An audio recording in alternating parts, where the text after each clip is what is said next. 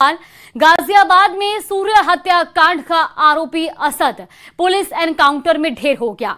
Encounter के बाद असद के घर पहुंचा न्यूज 18। आरोपी असद के घर पर भी पुलिस बल की तैनाती की गई है और असद के घर पर सन्नाटा पसरा हुआ है। हमारे संवाददाता अमित राणा की आरोपी असद के घर से एक एक्सक्लूसिव रिपोर्ट भी आपको दिखाएंगे।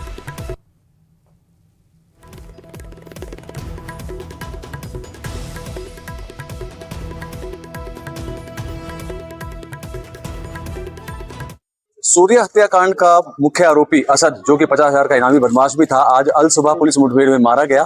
तस्वीरें मैं उसके घर की दिखाना चाहूंगा। इसी बिल्डिंग की सेकंड फ्लोर पर असद रहा करता था। एहतियातन यहाँ पर भी आप देख सकते हैं खासी तादाद में पुलिस बल तैनात किया गया है ताकि लॉ एंड ऑर्डर की स्थिति ना बिगड़ने पाए। अंदर की तस्वीरें मैं आपको दिखाना चाहूंगा कि जिस फ्लोर पे असद रहा करता था, असद अपने पिता और माता के साथ रहा करता था, जो उसकी सौतेली माँ थी, क्योंकि जो उसकी रियल मदर थी उनकी पहले से ही मृत्यु हो चुकी थी। ये सेकंड फ्लोर है, दोनों मकान है यहाँ पर, दोनों ही उसी के हैं, क्योंकि जब से ये गए हैं यहाँ से हादसा हुआ है तब से ही यहाँ पर ताला लगा हुआ है और ये मकान यहाँ सन्नाटा फैला हुआ है। इतना ही नहीं, इस बिल्डिंग में तकरीबन 18 से 20 परिवार रहते हैं, लेकिन जैसे ही ये घटनाक्रम हुआ उसके बाद से 18-20 परिवार से महज 3 या 4 परिवार ही हैं, क्योंकि जो अन्य परिवार थे वो भी खौफ जदा होकर यहाँ से पलायन कर गए। आपको बताना चाहूंगा, बीते 28 तारीख को असद ने अपने ही दोस्त की चाकू से भोंक कर हत्या कर दी थी, जिसके बाद से पुलिस को लगातार ढूंढ रही थी। 3 आरोपों को पहले ही गिरफ्तार कर लिया गया था। सूर्य की हत्या के आरोप में 50,000 के इनामी बदमाश असद की आज पुलिस से मुठभेड़ हुई, जिसमें उसकी मौत भी होगी, जबकि उसका एक साथी मौके का फायदा पाकर फरार हो गया। कैमरा पर्सन सतीश के साथ अमित राणा, न्यूज 18 प्रदेश। वहीं गाजियाबाद में खोड़ा से वसुंधरा तक फैली इस कहानी में दोस्ती, विश्वासघात, हत्या, फरारी और आखिरकार एनकाउंटर सब कुछ है। देखिए सूर्य के गुनहगार के अंत की पूरी कहानी।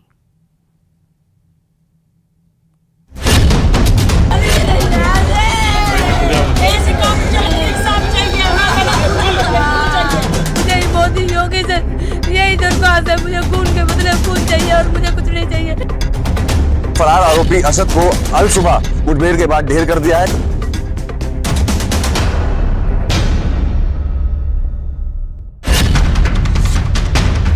दोस्ती की आड़ में दगा देने वाले का अंत।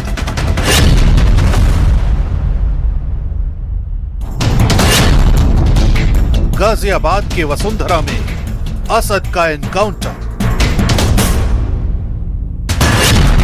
जहां किया मर्डर वहीं पुलिस के हाथों मारा गया असद। सूर्या के गुनहगार के एनकाउंटर की पूरी कहानी। 28 मई को खोड़ा की गलियों में शुरू हुई एक दुश्मनी ने पूरे गाजियाबाद को झकझोर दिया। दिन दहाड़े 17 साल के सूर्या चौहान पर चाकू से हमला किया गया। गंभीर रूप से घायल सूर्या को अस्पताल ले जाया गया, लेकिन इलाज के दौरान उसकी मौत हो गई। मौत की खबर फैलते ही इलाके में गुस्सा फूट पड़ा। परिवार ने आरोप लगाया कि जिस लड़के को उनका बेटा दोस्त मानता था, उसी ने उसे मौत के घाट उतार दिया। सड़कों पर प्रदर्शन शुरू हो गए। लोगों ने आरोपियों की गिरफ्तारी और कड़ी कार्रवाई की मांग उठाई। पुलिस ने तत्काल मुकदमा दर्ज किया और कई आरोपियों को हिरासत में लिया, लेकिन मुख्य आरोपी असद फरार था। उसके खिलाफ 50,000 रुपए का इनाम घोषित किया गया। इसी के साथ शुरू हुई एक ऐसी तलाश जिसने अगले कुछ घंटों में गाजियाबाद की सबसे बड़ी पुलिस कार्रवाई का रूप ले लिया और आखिरकार गाजियाबाद के ही वसुंधरा इलाके में असद को मुठभेड़ के दौरान ढेर कर दिया गया।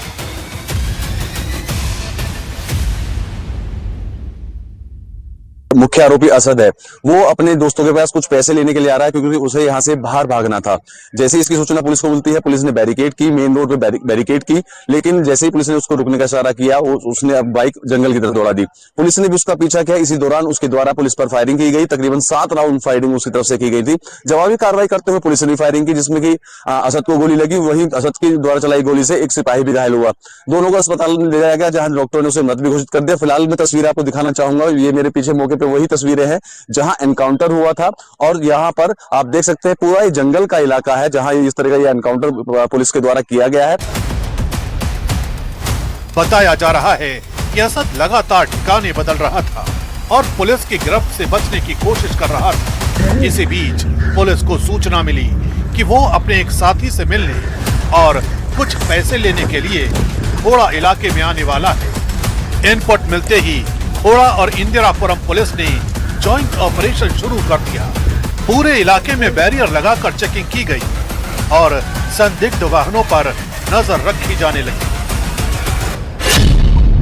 देर रात वसुंधरा इलाके में एक बाइक पर असद अपने साथी के साथ आता दिखाई दिया। पुलिस टीम ने उसे रोकने की कोशिश की, लेकिन आरोप है कि उसने पुलिस पर फायरिंग शुरू कर दी। इसके बाद जवाबी कार्रवाई हुई। कुछ मिनटों तक चले इस घटनाक्रम में असद को गोली लगी, जबकि उसका एक साथी अंधेरे का फायदा उठाकर मौके से फरार हो गया। असद अपने एक साथी के साथ बाइक से आता हुआ दिखाई देता है तो पुलिस टीम उसे रोकने का प्रयास करती है और उसे चेतावनी देती है, लेकिन उसने पुलिस टीम पर फायरिंग की। प्रतिरक्षा में प्रत्युत्तर में पुलिस टीम के द्वारा जवाबी फायरिंग की जाती है, जिसमें असद को गोली लगती है। तत्काल असद को इलाज के लिए नज़दीकी अस्पताल में भर्ती कराया जाता है। इस पूरे एक्सचेंज ऑफ फायर में हमारे एक कांस्टेबल भी घायल होता है, जिसको नज़दीकी हॉस्पिटल में भर्ती कराया जाता है।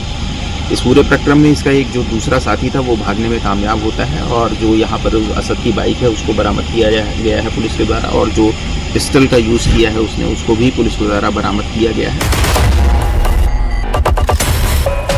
ये कहानी उस वक्त शुरू हुई जब बकरीद के दिन असद सूर्या को अपने साथ ये कहकर ले गया कि चलो बकरे की कुर्बानी दिखाते हैं। परिवार का आरोप है कि सूर्या को इस बात का अंदाजा नहीं था कि जिस शख्स पर वो भरोसा कर रहा है वही उसकी जिंदगी का दुश्मन बन जाएगा। दोनों घर से साथ निकले, लेकिन कुछ ही देर बाद खोड़ा इलाके में विवाद की खबर सामने आई। आरोप है कि कहासुनी के बाद सूर्या पर चाकू से हमला किया गया। गंभीर हालत में उसे अस्पताल पहुंचाया गया, जहां डॉक्टरों ने उसे बचाने की कोशिश की, लेकिन